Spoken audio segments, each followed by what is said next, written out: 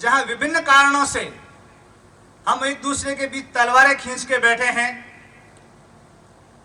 छोटे से छोटी बात में मैं किसी एक जाति को दोष नहीं दूंगा, हम सभी इसी तरह से लगे हुए हैं कि किस तरह से कोई ऐसा कारण हमें मिले जिसको बड़ा मुद्दा बना करके हम अपनी दुकानदारी जमा सकें। माफ करना, मैं हल्का शब्द काम में ले रहा हूं दुकानदारी, लेकिन ये वास्तविकता है। छोटी बात होती है, हम सब जानते हैं कि कोई बहुत बड़ी बात नहीं है, आसानी से इसको सुलझाया जा सकता है, लेकिन हम उसे एक अवसर के रूप में देखते हैं। ये किसी एक का नहीं, हम सबका ऐसा नजरिया बन चुका है। ऐसे समय में पूज्य तन सिंह जी के इस संगठन की और उनकी विचारधारा की महत्ता और ज्यादा बढ़ जाती है। भारतीयता क्या है? भारतीयता अपने गांव को, अपने मोहल्ले को, अपने राष्ट्र को एक परिवार मानने की विचारधारा भारतीयता है। आप इतिहास पढ़ते हैं, भारतीय संस्कृति के साथ जन्म लेने वाले अनेक संस्कृतियां विलुप्त हो गई। किसी बाहरी आक्रांता ने 15 वर्षों में, 20 वर्षों में, 50 वर्षों में, 100 वर्षों के कालखंड में उस संस्कृति को छिन्न भिन्न करके उस संस्कृति को समाप्त कर दिया। लेकिन हमारी सभ्यता, हमारी संस्कृति जो भारतीयता है, वो किसी एक जाति की सूचक नहीं है, किसी एक समाज की बपौती नहीं है। भारत में निवास करने वाले 36 कौम के लोगों की वो बपौती है, 36 कौम के लोगों की वो धरोहर है। और ये भारत सदियों से होने वाले उन विधर्मी से मतलब यहाँ कोई विभिन्न धर्म का व्यक्ति नहीं है, जो दुष्ट प्रवृत्ति के लोग हैं, उन सब से हम केवल बचकर रहे हैं। तो इसलिए रहे हैं कि यहाँ भारतीयता, पूरे राष्ट्र को एक परिवार मानना, ये हमारी विशेषता रही है। गांव में एक व्यक्ति के चोट लगती थी तो पूरे गांव के आंसू आते थे। एक व्यक्ति भूखा होता था तो सारे गांव के लोग उसके लिए खड़े हो जाते थे। आखिर कहां गया वो भाव? कहां दिक्कत आ गई? मानव मात्र के कल्याण की बात करने वाली इस भारतीयता में इतना ओछापन कहां से आ गया कि हम छोटी सी बात को तूल बना करके एक दूसरे के खिलाफ खड़े हो जाते हैं। श्री क्षत्रियुग संघ का आनुषंगिक संगठन है श्री प्रताप फाउंडेशन, जो शुद्ध रूप से एक सामाजिक संगठन है।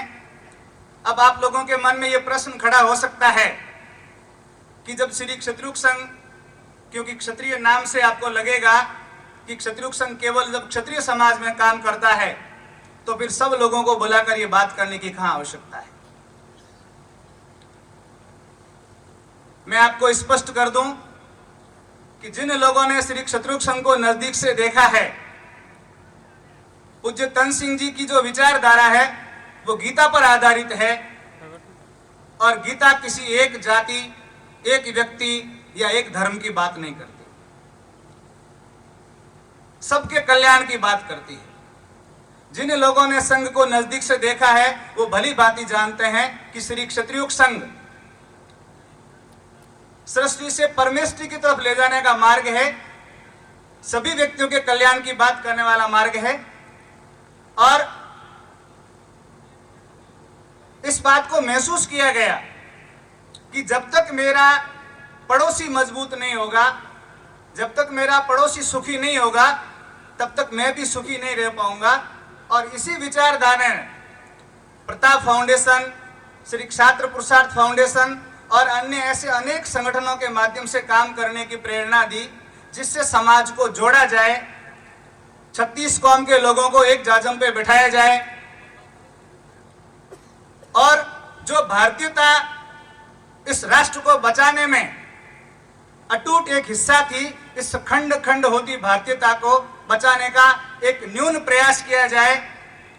शायद प्रताप फाउंडेशन से प्रेरणा लेकर के अन्य समाज के संगठन भी इसी विचारधारा को आगे लेके चले, वो भी अपने जातीय संगठन, अपने ही समाज के सम्मेलन न करके 36 कौम के सम्मेलन बुलाए और उस सम्मेलनों के माध्यम से यह संदेश दिया जाए कि हम केवल अपने जाति की नहीं, अपने जाति पर गर्व करना निश्चित रूप से बड़ी बात है, लेकिन जातिवाद और जातीय गर्व में अंतर है।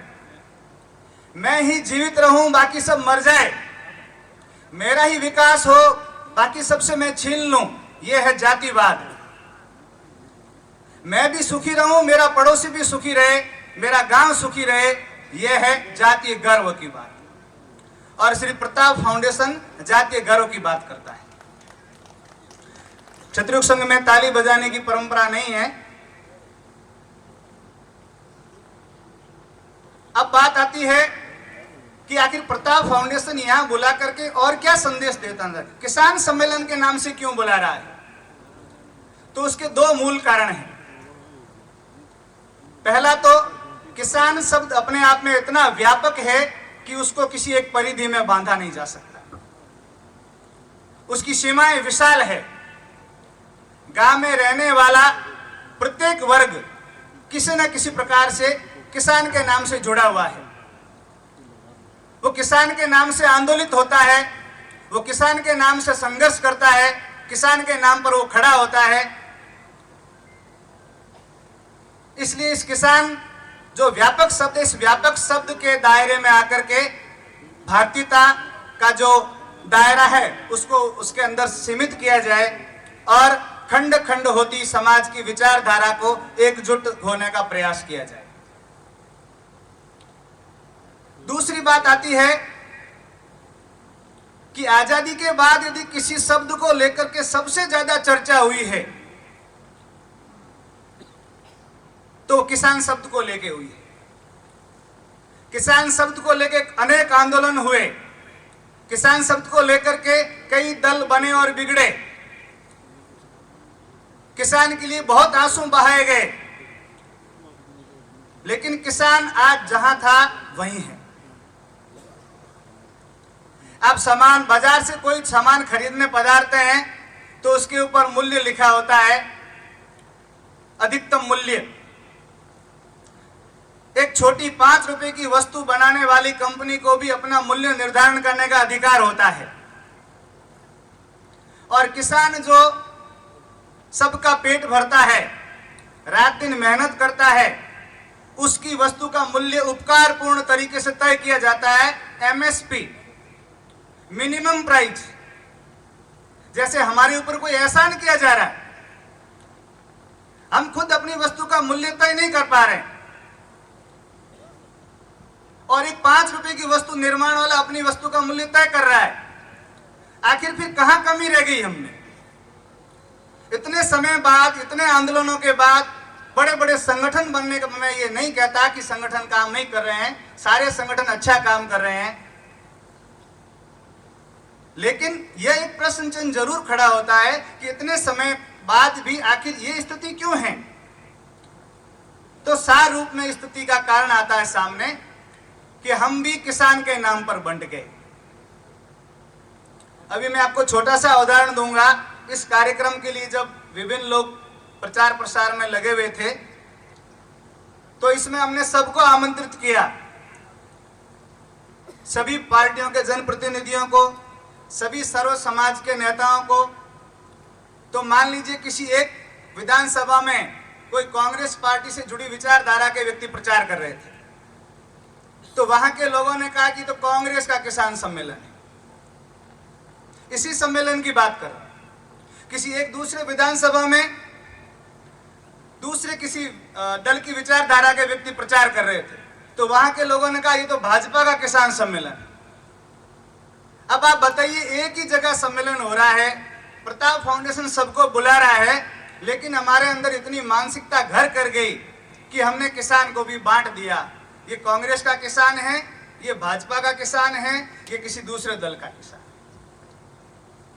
और उन्हीं दलों ने अपने अपने संगठन भी बनाए। निश्चित रूप से वो संगठन बहुत अच्छा काम कर रहे हैं, बहुत सारी बातों पे उन्होंने काम किया होगा, लेकिन एक कमी जो नजर आती वो ये है कि जब किसी मुद्दे को लेकर के कोई एक सम्मेलन खड़ा होता है तो दूसरी पार्टी का समर्थित संगठन उसके काउंटर में आके खड़ा हो जाता है कि नहीं नहीं ये तो सब ठीक हो रहा है, ये तो केवल राजनीति कर रहे हैं।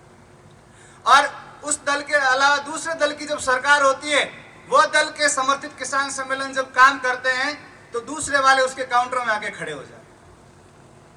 और इन परिस्थितियों के कारण इतने वर्षों बाद भी किसान के नाम पर इतनी लाठियां पटकने के बाद भी किसान जहां था वहां का वहां है। श्री प्रताप फाउंडेशन बड़े गहन चिंतन के बाद इस विषय पर प्रताप फाउंडेशन ने काम करना प्रारंभ किया।